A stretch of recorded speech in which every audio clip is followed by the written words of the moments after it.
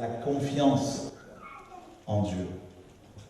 Et on retrouve cette foi dans Hébreux chapitre 11. Ouais.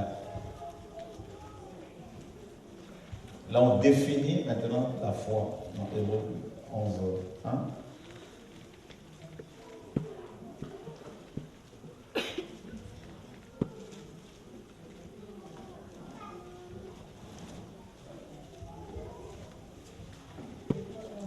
Or, la foi, c'est l'assurance des choses qu'on espère, la démonstration de celles qu'on ne voit pas. Voilà. Or, la foi est une assurance.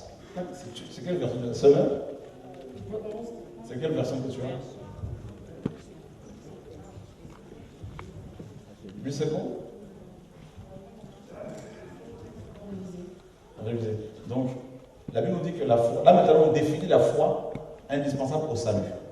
Hein? La foi qu'on a vue là dans Romains 10, 9 à 10, et également Galates 5, 22.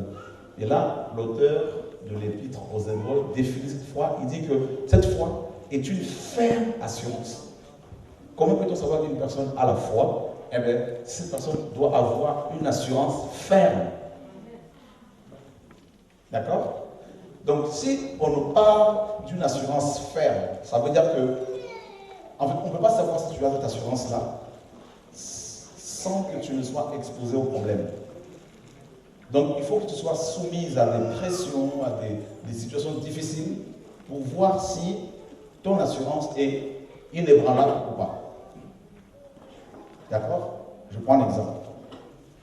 On se retrouve dans les assemblées pour prier, et là, il y a des problèmes avec les frères et sœurs, on t'accuse faussement. Comment tu réagis? Tu vois? Tu vas voir un médecin, il te dit, ah là, tu as une maladie incurable, dans 6 mois tu vas mourir. Tu vois les mauvaises nouvelles qui viennent comme ça pour nous secouer. Si tu as foi en Dieu, tu vas bien réagir. C'est une assurance qui est ferme. Il y a des gens qui ont une assurance mais qui n'est pas ferme. Et quelle assurance? On nous dit que c'est une assurance des choses qu'on espère. Donc, dans la foi, il y a l'espérance. Vous voyez, non? Amen? Tout le monde suit là? Amen. Donc, la foi, c'est d'abord une assurance. Regarde, tu montes dans une voiture, si elle est assurée, tu n'as pas de problème. Tu vas rouler, même si quelqu'un te rentre dedans, tu peux avoir des cabosses, tout ça, tu dis, bon, ok, c'est bon, mais qu'est-ce qui se passe? Mais comme tu es assuré, tu n'as rien à craindre. Et Paul dit dans Romains chapitre 8, j'ai l'assurance hein, que ni la mort, ni les anges, ni la vie, ni la faim, ni les démons, ni les hommes ne pourront nous séparer. Vous voyez l'assurance là? Je sais que quoi que les gens fassent, quoi qu'ils me disent, je ne crains rien. Amen. Tu vois? Mais une personne qui commence à s'agiter parce qu'elle est soumise à une petite tension et une petite persécution, c'est pas la peine. Vous voyez? Donc c'est une ferme assurance des choses qu'on espère. Donc il y a l'espérance. Mais pas une espérance terrestre, une espérance céleste. Parce qu'avec la foi en Dieu, on voit ce que les gens ne voient pas. D'accord? Voilà. Et deuxièmement, donc on a compris que la foi c'est l'assurance ferme, inébranlable, parce qu'elle est soumise à la pression.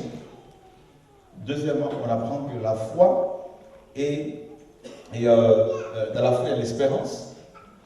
Et troisièmement, on apprend également que la foi c'est la démonstration des choses qu'on ne voit pas. Donc, si quelqu'un a foi en Dieu, elle va matérialiser les choses spirituelles. Elle va concrétiser son appel. D'accord? Je prends un autre exemple. Paul dit dans 1 Corinthiens 9 aux Corinthiens, vous êtes le sceau de mon apostolat. C'est-à-dire, si moi, Paul, je suis apôtre, d'accord? C'est parce que vous êtes là. D'accord? Donc, ceux qui ne croient pas en moi, Paul disait en gros, ceux qui ne pensent pas que je suis apôtre, eh bien, ils n'ont qu'à vous regarder. Donc Paul a matérialisé son ministère par la conversion et la formation des chrétiens qu'il avait gagnés au Seigneur. Vous voyez? C'est ça la foi. Ça c'est le premier type de foi. D'accord? Donc, si vous êtes là toujours en train de gémir, de pleurer pour des petits bobos, vous laissez jouer.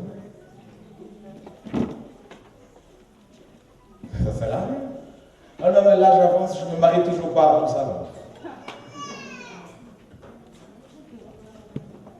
Qui s'inquiète comme ça? Mais qu'est-ce qui m'arrive tout ça? Mais je crois qu'il y a un démon qui me contrôle. Toi, enfant de Dieu, tu es contrôlé par un démon. Il y a un problème. Et les inquiétudes que vous avez à cause du manque de foi ont donné naissance aux charlatans. Voyez? Donc, maintenant, le deuxième type de foi, c'est le premier type de foi, c'est le fruit de l'esprit. Le deuxième type de foi, c'est le don de l'esprit, dont il est question dans 1 Corinthiens 12. À l'un, Dieu a donné une parole de connaissance, à l'autre, la prophétie, à un autre, le discernement des esprits, à un autre, la foi. D'accord? Là, c'est la foi don. C'est-à-dire, très souvent, ceux qui ont cette foi-là, don, ce sont des personnes à qui Dieu a confié une charge ministérielle. Tu vois, non? C'est-à-dire, ils sont comme des fous.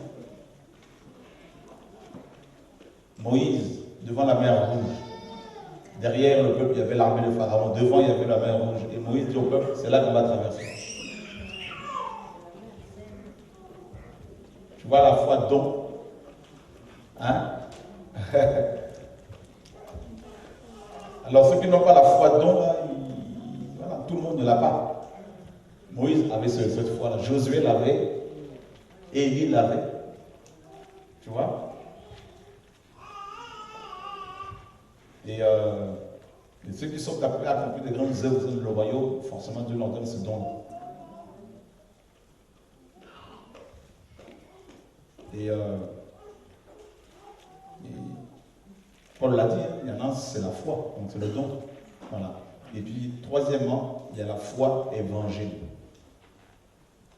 D'accord? Jude 1,3 nous dit que nous devons combattre pour la foi qui a été transmise une fois pour toutes aux saints. C'est l'évangile. L'ensemble de la parole de Genèse à l'Apocalypse, on l'appelle aussi la foi chrétienne. C'est l'évangile. Mais là, comment ça fait qu'une personne a foi? Quelle foi? Donc, on suit la foi en Dieu. Et ben, c'est en regardant sa vie. Regardez, on est dans une assemblée, tout le monde s'inquiète. Ah non, moi, tout ça, je suis dans une église depuis des années, personne ne me voit, tout autour, me donne pas l'occasion de parler, tout ça. Une personne qui parle comme ça n'a pas foi en Dieu. Celui qui a foi en Dieu, il dira, même si personne ne me voit, mais Dieu me voit. Tu vois, non?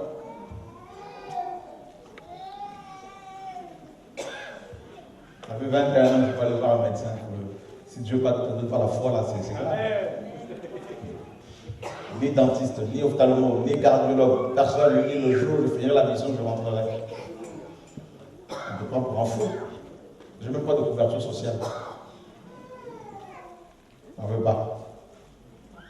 Mais beaucoup de chrétiens sont couverts socialement. Vrai ou faux? Couverture sociale, assurance décès, assurance vie, mutuelle. Mais je vous assure. Et ils se permettent d'aller devant le Seigneur pour dire, Seigneur, nous avons foi en toi. Ils ont le foie, l'organe. N'allez pas dire que là-bas on nous dit de ne pas être couvert socialement, c'est pas ce que je vous dis, ça c'est chacun sa foi en Dieu. Amen. Et la source de la foi, c'est quoi? Hein? J'aime beaucoup ce que j'aime bien chez les chrétiens, c'est quand ils ont des réponses, ils parlent doucement. Ils murmurent. Parce qu'ils ne sont pas sûrs. La foi, or la foi vient de ce qu'on entend et ce qu'on entend du pape. Donc pour avoir la foi, il faut entendre la parole de Dieu. Vrai ou faux? Mais pas n'importe quelle parole. La vraie parole.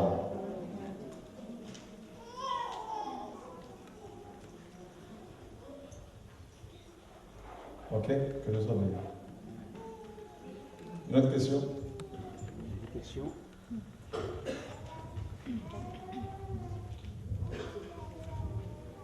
Il y aurait une définition entre l'ancienne alliance et la nouvelle alliance. On sait que c'est le Nouveau Testament, l'Ancien Testament et le Nouveau Testament. Mais en lisant le livre de Jérémie 31, verset 31, on lui dit, voici les jours viennent, dit l'Éternel, où je ferai avec la maison d'Israël et la maison de Juda une nouvelle alliance. Est-ce que ça a un rapport avec le Nouveau Testament? Bien sûr. Merci. Le Seigneur a accompli le Nouveau Testament, la Nouvelle Alliance, d'abord avec les Hébreux. Il a dit, et dans Jérémie 31, 31, effectivement.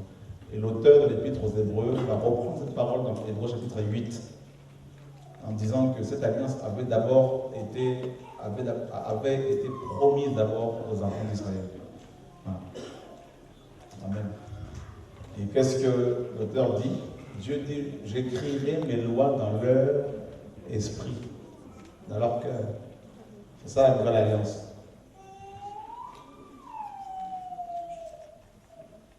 C'est-à-dire, un vrai chrétien n'a pas besoin qu'on l'enseigne sur la moralité. Quelqu'un qui se dit chrétien et qui écoute la musique du monde, il n'est pas chrétien. Tu pries Dieu et tu vas écouter Beyoncé. Honnêtement, tu n'es pas converti. Amen. Rihanna, tout ça, c'est sirène, c'est impudique. Tu n'es pas converti. Tu peux me dire tout ce que tu veux, tu n'es pas converti. Oh non, je ne suis pas enseigné. Non, tu n'es pas converti. Amen. Amen. Dites-moi, dans quelle école apprend-on aux gens comment aimer? Comment tomber amoureux? Y a-t-il une école comme ça? On est là. Hein? Vous allez voir les enfants de 3 ans, là, ça commence déjà là. Je suis invité à l'anniversaire d'un tel, tout ça. Ça commence tôt. Amen. Dans quelle école apprend-on comment péter?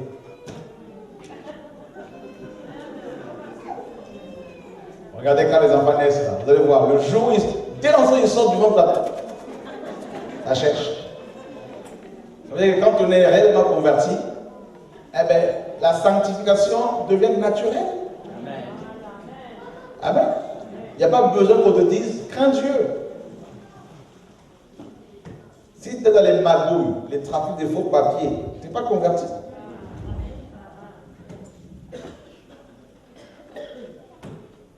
Gloire à Dieu. Amen. Une autre question?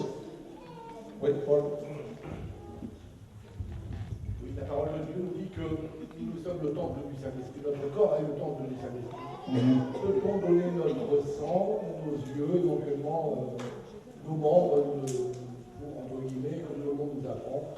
Parce que c'est un nom aussi qui est donné pour sauver des vies. On sait très bien que c'est Jésus qui sauve, mais est-ce qu'on peut disposer de son corps comme le Seigneur, parce qu'on appartient au Seigneur, mais notre corps nous appartient. D'accord, oui, bien sûr, tout à fait. Est-ce que tu peux prendre Jean chapitre 15, verset 13?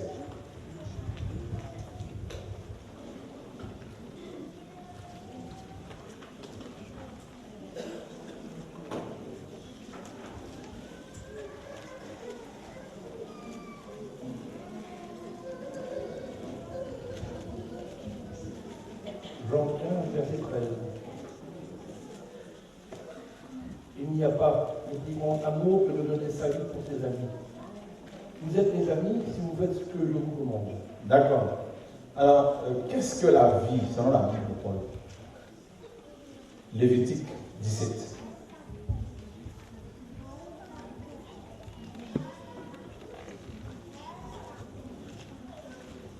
À 14.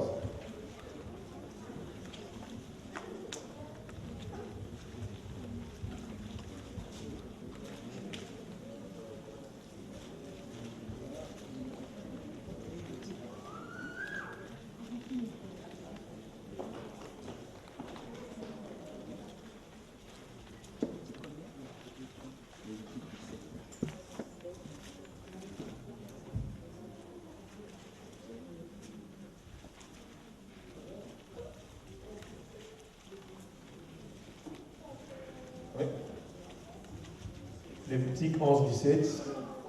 17, 11 à 14. 17, 11 à 14. Car la vie de la chair est dans le sang. Je voulais donner sur l'autel afin qu'il serve d'expiation pour vos âmes, car c'est par la vie que le sang fait l'expiation.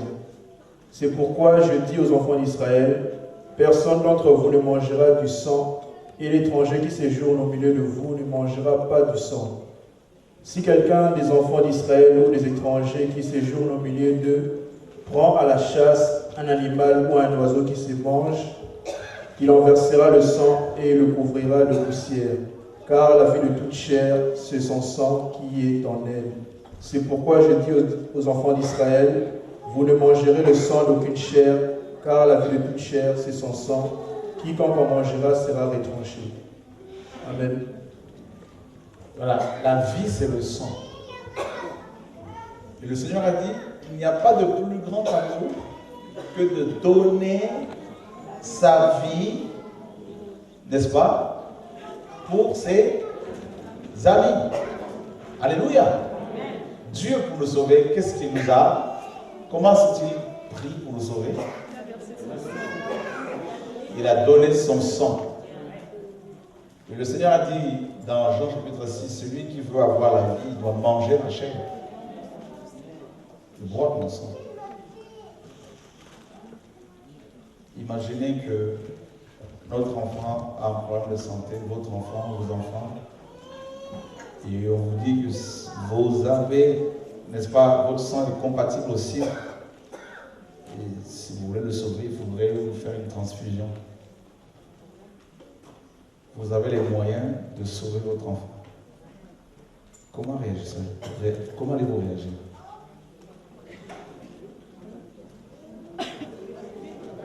Voilà. Donc en fait, oui, on pense qu'on peut, pour sauver notre vie, peut-être leur donner l'opportunité de pouvoir se tourner vers le Seigneur. Ouais, on peut dire, ouais, si moi je meurs, mon corps, vous en faites si vous voulez.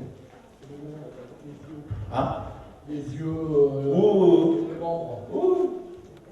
Parce que notre corps appartient au Seigneur, bien évidemment. C'est pour cela que tant que nous sommes vivants, nous ne pouvons pas faire n'importe quoi.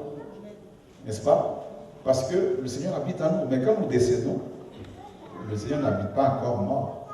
Donc le Seigneur part avec nous à la mort. En plus, ça c'est une enveloppe et c'est la poussière. Après. D'ailleurs, Paul, si nous sommes sincères, nous reconnaîtrons que certains médicaments que nous prenons sont fabriqués avec des cellules souches, n'est-ce pas? Donc, d'autres avec des embryons, avec du placenta, tout ça. Donc, en quelque sorte, nous sommes déjà dedans, sans même nous en rendre compte. Nous pratiquons cela déjà. Il y a des gens, les médicaments que nous prenons, c'est des gens qui ont donné leur corps pour nous sauver. Parce que tout à l'heure, durant la louange, j'ai cru comprendre, le Seigneur me parlait, à savoir le premier miracle que Jésus a fait, c'est changer l'eau en vin. Le vin, ça donne le sang. Le dernier miracle que Jésus a fait, c'est sur la croix. Lorsqu'il a rendu l'âme, il a été percé et son sang a coulé avec l'eau. Donc c'est un symbole aussi du premier miracle. L'eau, le sang, c'est la vie. Amen. Amen. Alléluia. Amen. Gloire à Dieu. Là, bien sûr, si vous devez être transfusé, priez, sanctifiez ce sang quand même. D'accord? À la prière. Pour ne pas attraper les microbes spirituels. Voilà. Quelqu'un a une main levée là? Ici. C'est bon, il y a...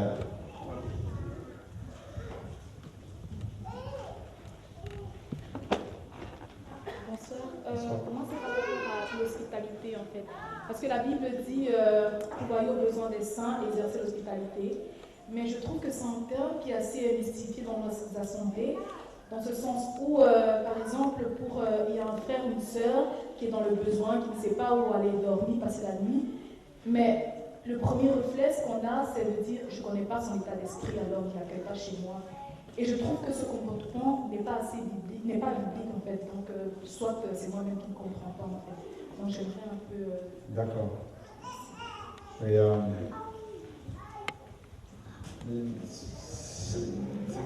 on a toujours. En fait, un des problèmes majeurs que nous avons, c'est l'interprétation des Écritures. Le Seigneur a dit que si tu crois en lui ferait des plus grands miracles, plus que lui, tout ce qu'il a fait. Le Seigneur a marché sur les eaux, nous sommes d'accord. Maintenant, si tu prends le risque d'aller marcher tout plus sur les eaux, qu'est-ce qui va se passer? Si tu ne sais pas nager, tu risques de te noyer. Même si tu sais nager, si tu te retrouves en plein milieu de la mer, tu fatigues. Pourtant, c'est écrit. Le Seigneur a dit que nous ferons plus que lui. Maintenant, tu te retrouves devant les sans-abri, ils ont la dalle, ils ont faim. Prends le risque de dire, ouais, y a-t-il un petit garçon avec du pain, avec des poissons? Essaie de multiplier ça dans la prière. Tu verras que, oui, ça peut marcher, attention. Mais dans la majorité des cas, tu vas te retrouver, tu vas te ridiculiser. Pourtant, c'est écrit qu'on fera plus que lui. Essaie d'aller dans un cimetière pendant qu'on enterre quelqu'un, ou quelqu'un qu'on a enterré depuis 4 jours. Essaie de lire sur sa tombe son nom et appelle-le.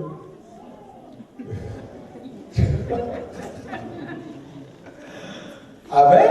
Amen. Tu vois, c'est écrit. C'est toujours, le problème, c'est l'interprétation. C'est pour ça que la Bible que vous avez entre vos mains, c'est une épée. Vous pouvez vous en servir pour vous défendre, tout comme vous pouvez vous détruire vous-même. Et la Bible dit qu'il faut exercer l'hospitalité.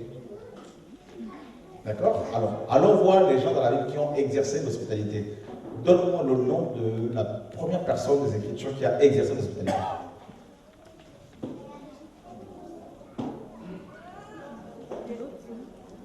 Non?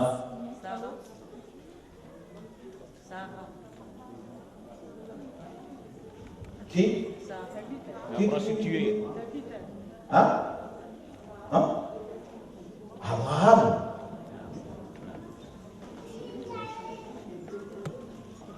Bon, il y en a plein, il y en a eu d'autres. Certainement, Abraham, quand il s'est retrouvé en Égypte, Pharaon l'a accueilli. Tu vois, voilà. Et, le premier croyant, là, c'est vraiment Abraham. Quand il a vu les 2 anges dans Genèse 18, qu'est-ce qu'il a fait? Il s'est agenouillé. Parce que le 3e, c'était Dieu. Vous voyez? Il s'est agenouillé. Abraham voit ces anges et il discerne que ce sont des envoyés de Dieu. Et il le reçoit. Le discernement. C'est pour cela que l'auteur de l'Épître aux Hébreux dit « Exercer l'hospitalité, car ceux qui l'ont fait ont logé les anges sans le savoir. » Vous voyez? Le discernement. Il a pris une bassine, a lavé leurs pieds. C'était comme ça qu'on accueillait les gens. Elle lavait les pieds. Ensuite, Sarah leur a prêté un petit repas. Et Lot, ensuite, avec les 2 anges. Vous voyez, toujours les anges. Maintenant, nous avons notre frère, un de nos frères dans la foi, qui a mal interprété la parole concernant l'accueil des gens, concernant l'hospitalité. Quel est son nom? Non.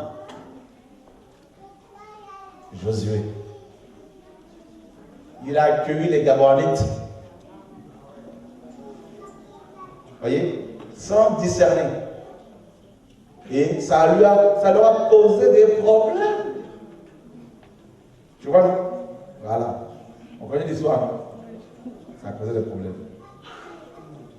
Et vous savez que, est-ce que tu sais que c'est à cause de la présence de Gabaonites en Israël qu'il y a eu le schisme, la division de ce royaume en 2 royaumes.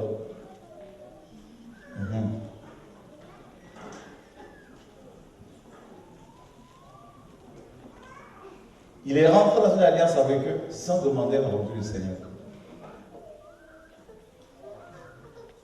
Moi, j'ai eu à loger des gens chez moi sans demander la retour du Seigneur à cause de la gentillesse qui n'est pas un fruit de l'esprit. Il est gentil, mais oui, mais Satan est très gentil. Amen. Oh ma soeur, oh viens, on va te loger. Oh. Dedans, là, problème. Tu dors comme ça, tu vois les serpents partout. Oula, qu'est-ce qui se passe? Et ça invente des histoires sur toi.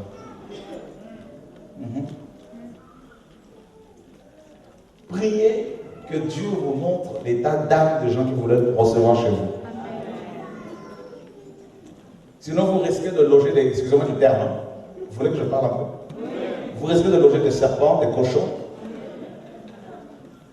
Vous risquez de créer un zoo. L'arche de Noé. Vipère, boa, crotale, tout ce que vous voulez. Tout le monde était dedans. À cause de l'amour exagéré, c'est-à-dire la gentillesse. Amen. Priez d'abord. Surtout si vous avez des enfants, vous allez les exposer. D'accord? Oui, il faut une question d'hospitalité, mais selon Dieu. C'est-à-dire vos maisons appartiennent à Dieu. Seigneur, telle personne n'a pas un endroit où loger. Qu'est-ce que tu en penses? D'accord? Dieu maintenant vous montrera si c'est bon ou pas.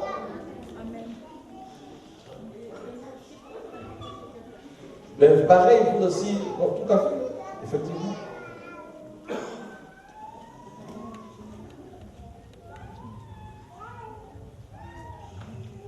J'ai logé il y a 10 ans. Il y a une jeune sœur, jeune femme, qui sortait de Londres. Elle est arrivée sur Paris. Elle n'avait pas un endroit où loger. Comme à l'époque, j'étais très gentil. Je confondais la gentillesse avec l'amour. Voyez?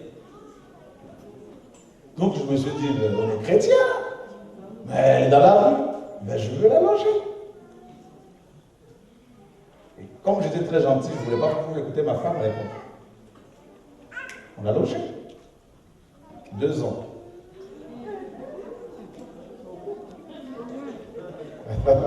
Et comme j'étais très très gentil, on a pris encore une deuxième personne.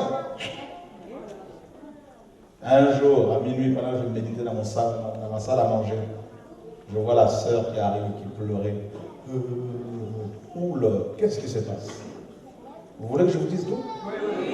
Vous n'allez pas encore déformer mes propos pour dire, mais attends. Alléluia!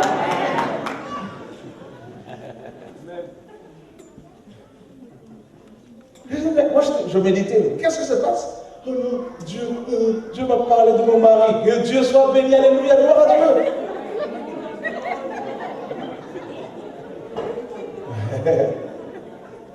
J'étais content pour elle. Je dis que Dieu soit béni. Alors c'est qui? Je ne veux pas le dire. Oh mais si, quand même, tu peux le dire, quand même. Maintenant, tu me l'as dit. Tu parles jusqu'au bout. C'est un responsable. Alléluia, gloire à Dieu. J'étais pasteur à l'époque. Donc si c'est un responsable que j'ai formé, encore mieux. C'est-à-dire qu'il va prendre bien soin de toi. Alors, c'est quoi ce nom? Oh, je ne veux pas le dire. Oh, mais c'est une bonne nouvelle, pourquoi tu pleures? Alors c'est qui? C'est toi.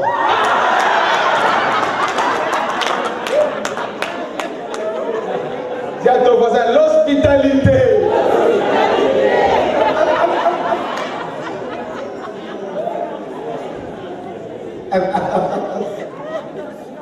Mes amis,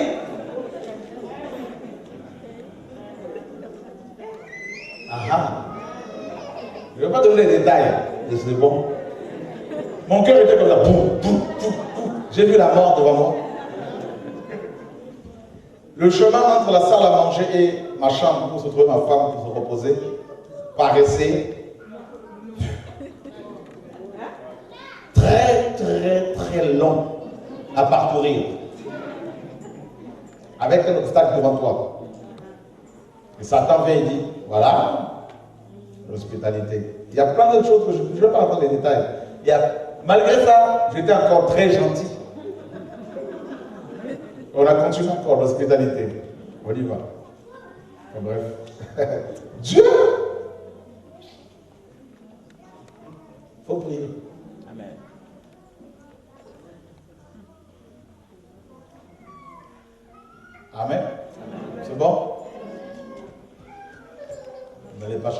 savoir maintenant c'est qui c'est. Il y a 10 ans de cela, c'est faux.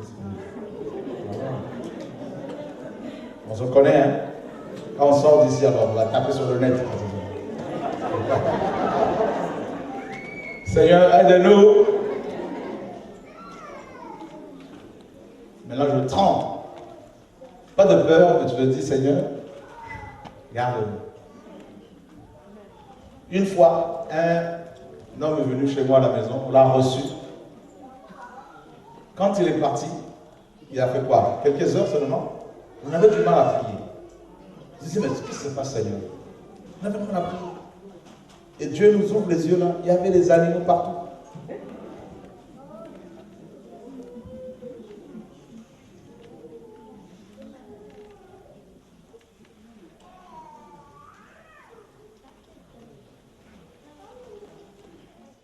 C'est pour cela, pour héberger les gens, pliez les genoux.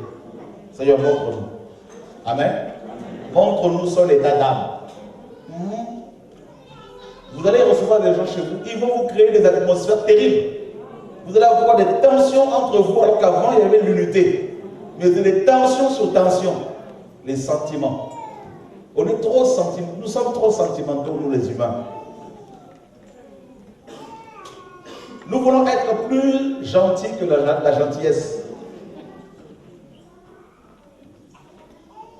Oh, il a changé le frère là. Il a changé.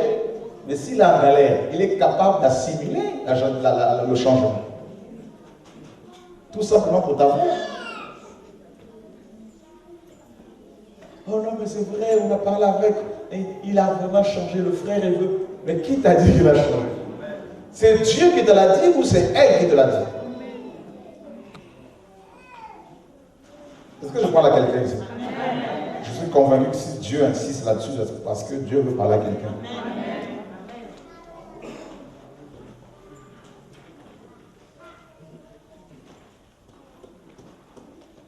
Une personne qui est coincée, qui est en galère, peut assimiler le changement. On peut savoir que la personne a changé, ce n'est pas quand elle est en galère, c'est quand tout va bien pour elle. Parce que quand on est coincé comme ça, ben, tous les moyens sont bons pour pouvoir s'en sortir. Et ce que nous manquons souvent, c'est le discernement.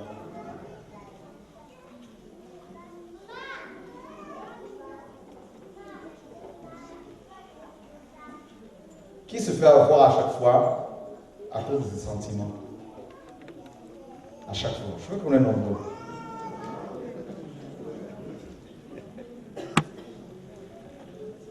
Mais moi, j'étais comme vous. Vous savez ce que Dieu m'a dit un jour? Si tu continues dans les sentiments, j'arrête ton ministère. C'est là que ça m'a interpellé. Ah oui. C'est pourquoi je ne veux plus d'histoire de papa, maman, ah ma fille, ah mon fils, c'est fini. Je dis à tout le monde, votre père c'est là-haut. Notre père est tout seul, il est au ciel. Ah oui. Papa Charles. Non, frère. Les sentiments là.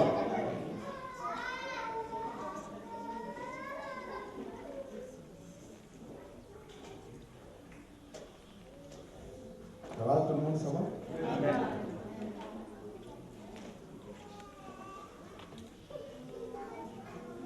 Le micro? Oui.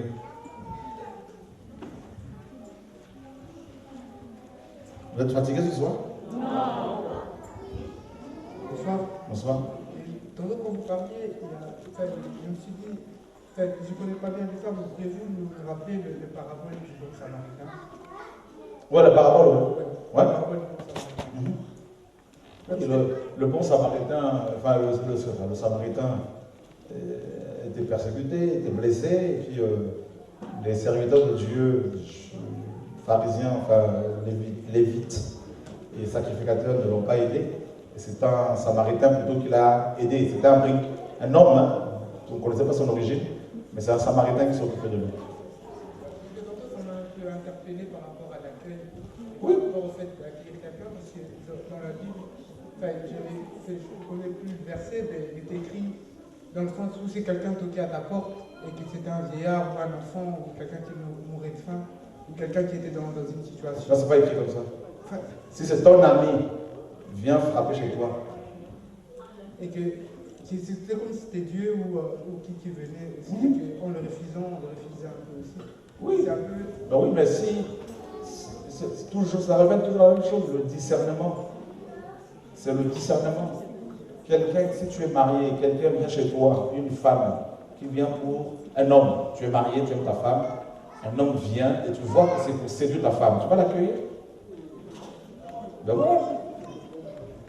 Parce que si tu le reçois chez toi, il risque de partir avec ta femme. Donc, quand c'est comme ça, qu'est-ce qu'il faut faire? Il ne faut pas jouer sur les sentiments. Voilà. Voilà, donc c'est l'équilibre qu'il faut avoir. Oui, il faut pratiquer l'hospitalité, mais il faut le faire avec le discernement.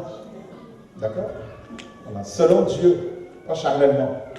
Sinon, dans ce cas-là, il faudrait prendre tous les gens qui sont dans la rue et les loger. Vas-y. Moi, je disais ça justement par rapport à ce qu'on peut avoir comme interprétation. Autant Autant par rapport à ce qu'on a entendu du parabole, et par rapport à ce que la sœur a dit qu'elle se questionnait, que moi aussi, et d'où les sentiments et d'où la gentillesse, comme vous disiez. il faut un équilibre. Et que c'est un équilibre, et la plus grande équilibre, c'est la vigilance et savoir l'esprit de Dieu avec nous pour être. Parce que, voilà, pour vous dire, comme on a dit, en tout cas, moi je suis dans le cas, je me suis toujours fait, entre guillemets, avoir par mes sentiments. D'accord. Par mes sentiments que les autres voulaient que je... Les sœurs aussi, les femmes aussi, tu t'ont fait avoir. Tu te fais avoir par les femmes Non, aussi? je parle autant des amis, autant des femmes, c'est pas... Ok. Autant des hommes, autant des femmes. Quand je dis D'accord. vraiment, c'est un moment, comment dire, avoir une action Tu es trop gentil. envers quelqu'un. Et Tu es trop gentil. Et leur tour, il est un peu, tout le monde a eu plus ou moins ça dans sa vie. Donc, et voilà, et pourtant, le discernement, voilà, c'est quelque chose d'important et Dieu merci si on vient d'entendre. Amen. Tu es trop gentil. Il ne faut pas être méchant.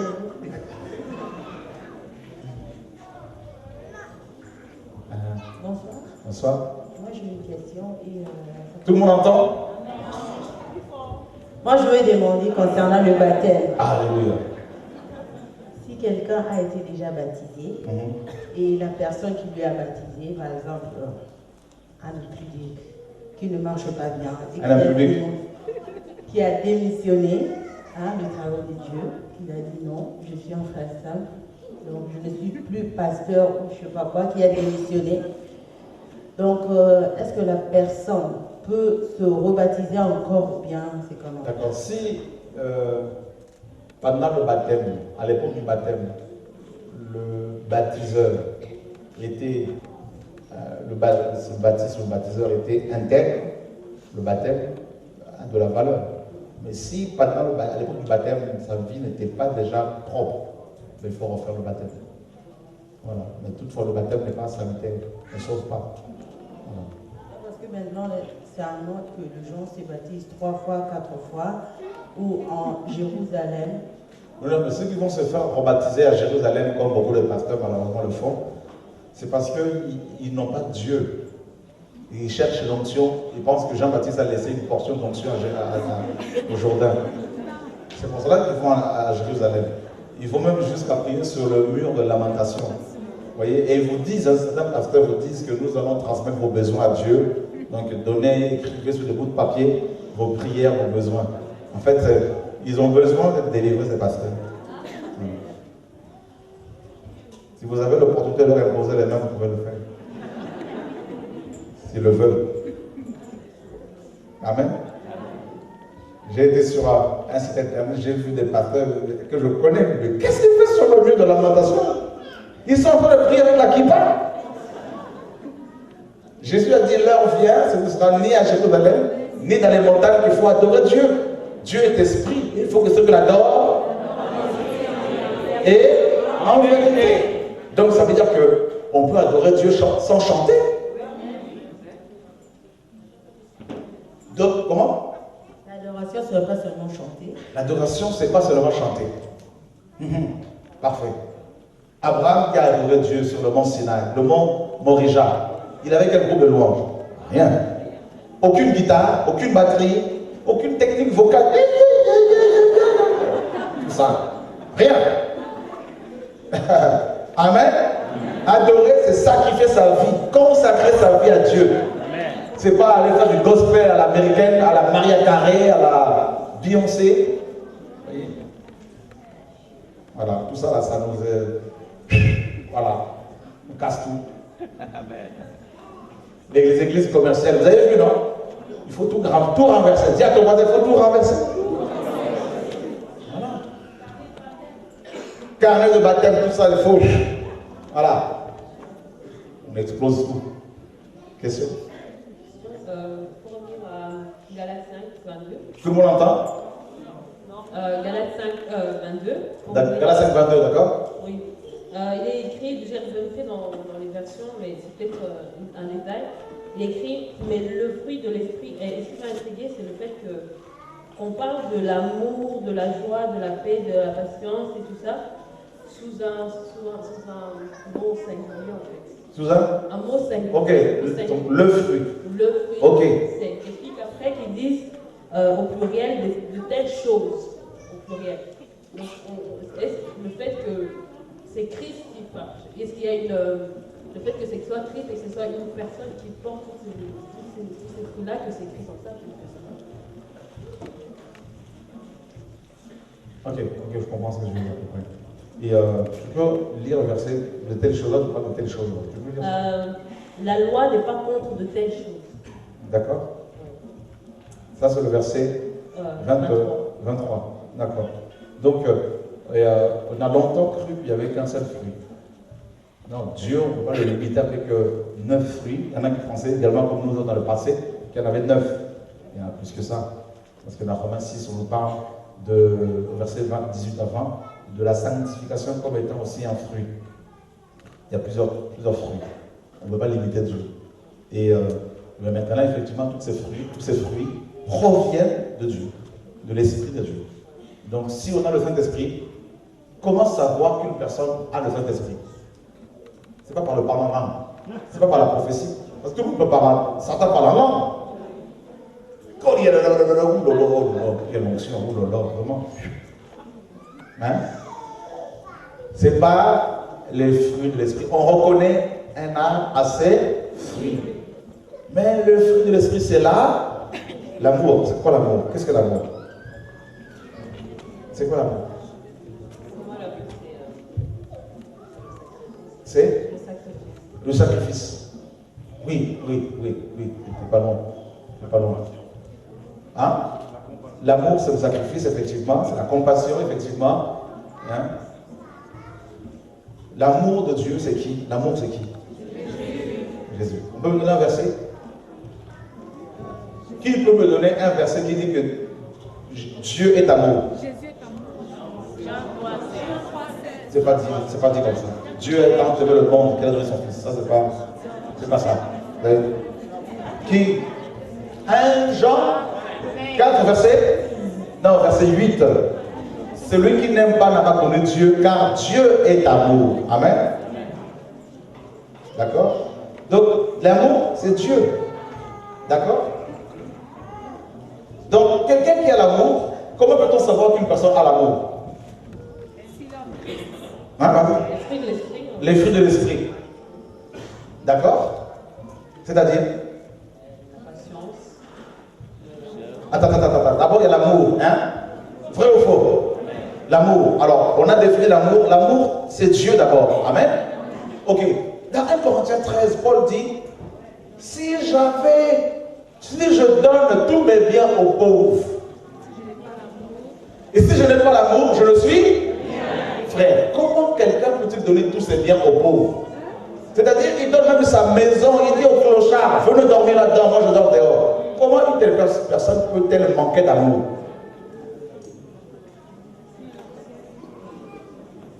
Hein? Il y a des païens qui font ça. Même les païens le font aussi. Ok. Donc, très souvent, nous chrétiens, nous confondons l'amour. Nous croyons que quand on a l'amour, on va forcément donner. Non! Parce que Paul dit, même si je donne tout ce que j'ai, et si je n'ai pas l'amour, je ne suis rien.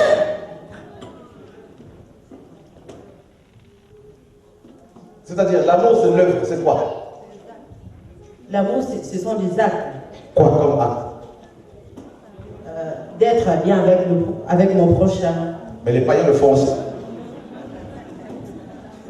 Mais il faut avoir le fruit, voilà, il faut avoir le fruit. Donc, redéfinissons d'abord l'amour. L'amour, c'est pas d'abord le fait de donner du pain à l'autre. Tout le monde le fait. Vous allez voir les sorciers là-bas, les marabouts, ils font la même chose. Vrai ou faux?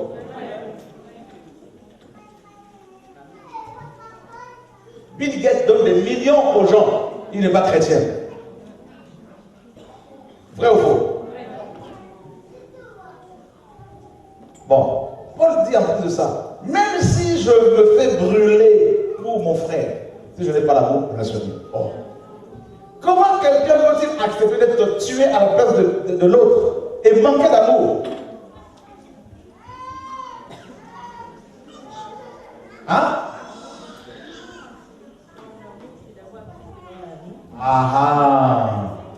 L'amour, c'est d'abord le fait d'avoir Dieu dans son cœur. Car Dieu est amour. Maintenant, quand on a Dieu dans son cœur, Paul dit, l'amour n'est pas envieux. Donc je ne veux pas t'envier. Oh, je voudrais bien avoir une femme comme elle, convoitise. Alors qu'elle est mariée, comment tu peux désirer une femme comme elle?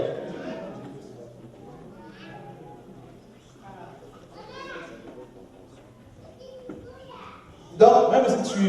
Attends. Vous voulez que je continue? Ah non, Seigneur, donne-moi un homme comme lui. Mais c'est un homme marié. Ma cocotte, tu es dans la convoitise là.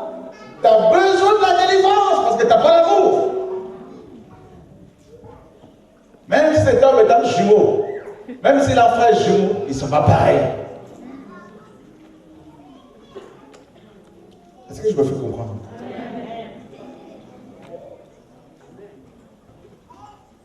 L'amour ne soupçonne pas le mal. Oh, Gérard, là, son visage, tu as vu le visage de Gérard aujourd'hui? Il a forcément fumé.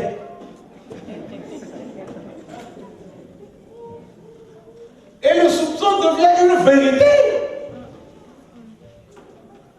Tu as vu? Tu as vu comment il était aujourd'hui? C'est ça les chrétiens qui parlent comme ça. Il a forcément fumé. Ah oui, tel que je le connais, il a fumé.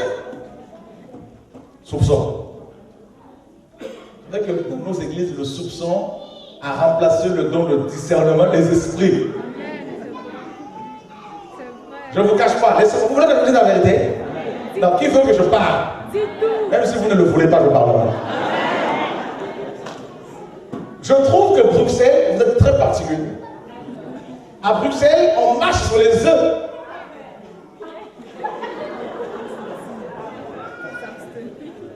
Je vous assure, hein, frère, c'est terrible. La dernière fois, nous sommes allés manger dans une famille. Un peu loin, quelque part. Je dis à un frère, c'était pas à Bruxelles, c'était hors Bruxelles.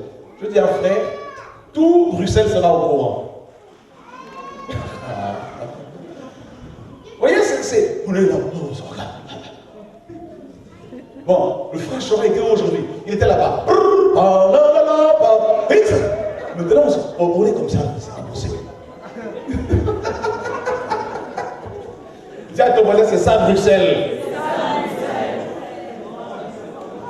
Mais il faut que ça change. Je ne dis pas que tout le monde est comme ça. Donc je sais que j'allais venir par là. On se connaît, chrétien. Alléluia! Chrétien jusqu'à la mort.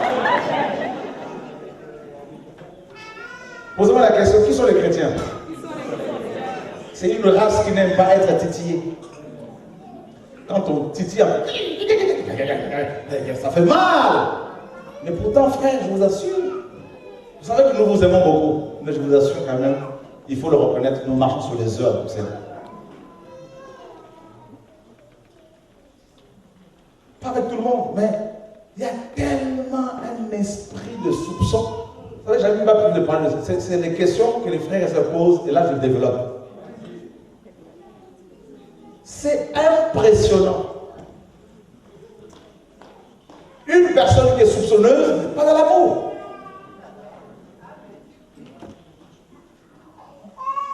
L'amour ne se réjouit pas de l'injustice. Ça veut dire que si tu te dis chrétien et à l'amour de Dieu et que tu as en face de toi une personne qui te dit sœur, frère, et qui pratique le péché et que tu continues quand même à collaborer avec, tu as un problème.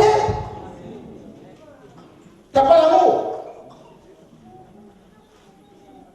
Beaucoup confondent le laxisme et l'amour.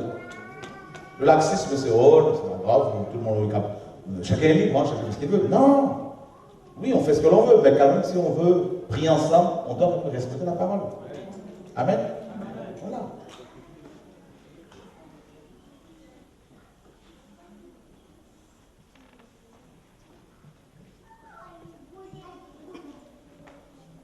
L'amour ne calomnie pas.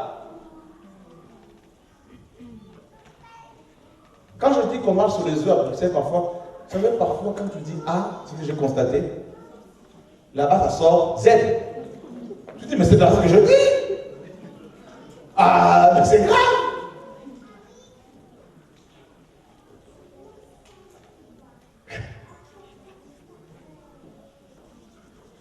L'amour. Qui a déjà été amoureux?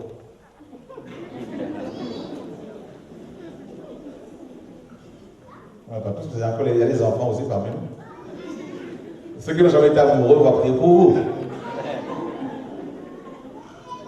Quand vous êtes tombé amoureux pour la première fois, comment ça s'est passé? Oh, comme un rêve. Hein? Il fallait t'attacher pratiquement. Vrai ou faux? Arrête. Ton père te dit, rentre à midi. Oui, papa. À 15 ans, tu n'es toujours pas là. Ça, c'est juste un exemple. Moi, j'ai vu des gens enjamber leur clôture hein, pour aller retrouver leurs amoureux, leurs amoureux. C'est terrible. Donc, c'est comme ça quand on reçoit l'amour de Dieu. Quand il faut prier, on n'a pas besoin de te dire lève-toi, prie.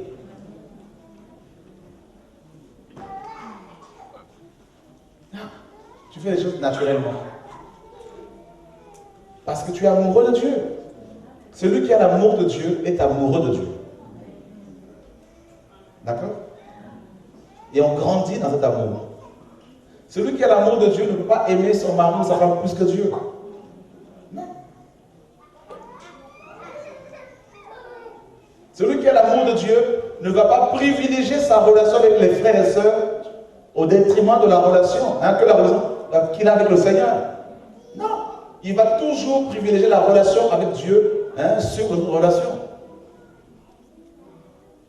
Mais une personne, moi je vois comment les frères et sœurs, notamment à Paris, là je vois, quand il y a une sœur qui tombe amoureuse, pendant quelques temps, la prière baisse. Ça parle au téléphone plus qu'avec Dieu. 4 heures au téléphone. Quand ça coupe, on va sur Skype. Ensuite, WhatsApp, tout ça. Maintenant, combien de temps passes-tu avec Jésus? Amen. On rigole, hein? Je suis convaincu que je parle à quelqu'un ici.